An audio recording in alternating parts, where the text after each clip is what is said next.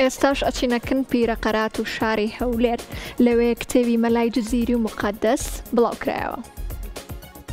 بۆ لەگەڵ خوێندنەوەی بۆ خدمەتی ئیشراقی سوورەوەردی کتێبخانەی حیدووری لە شاری هەولێر کۆڕێکی بۆ نووسەر خۆشەنگ شێخ محەممەد ڕێکخست. لە کۆڕەکە نووسەر نوێترین کتێبی خۆی بە ناوی مەلای جزیری و مقەدەس ناساند و بڵاوی کردەوە. لە لێدوانێکیش نووسەر باسی ناوەڕۆکی کتێبەکەی کرد کە دوای چەند ساڵ لە نووسین و بە دوواداچوون توانرا بە چاپ بگەێنرێت. وتیشی ئەمە 13هەمین بەرهەمی چاپکراوی منە بە هیوای ئەوەم سوود بە کتێبخانەی کوردی خوێنەران کردبێت. کۆمەڵێک کتێبم ئەکۆشان پێویست بە ناسری ناکات یان یەک لە پیاوە جوان نووسیەکانە لە بواری دەکات کۆڕێکی بەردەوامی هەموو یەک شەمان ساڵێک لە تەمەن بۆ هەر نووسەر کە لە کتێبی حکمەتی ئیشراقی سوورەوەردی ئەیبینینەوە خاڵەستن زڕاکێشە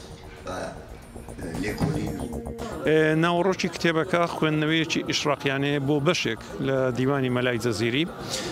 پێشمە ڕەنگە تۆژەرانی تر لێکۆڵەرانی تر ئیشیان لەسەر دیوانی مەلای جەزیری کردووە، باسی دەقەکانیان کردووە، بەڵام ڕەنگە جیاوازیەکەی من لەوە بێ کە بە شێوەیەکی ئیشراقیانت دەقەکەم خوێند یا دیوانەکەم خوێندۆتەوە. کەواتە ئەمە بڵم کە مەلای جەزیری عارفێکی ئیشراقیە و دەبێت ئێمە ئەو دیوە فەلسەفیە و ئەو دیوە سۆفیگەریەی کە لە ناو ئەو دیوانەدا هەیە کەشفیکەین، تەویلیکەین و پێشکەشی خوێنەرانی کوردی بکەینەوە.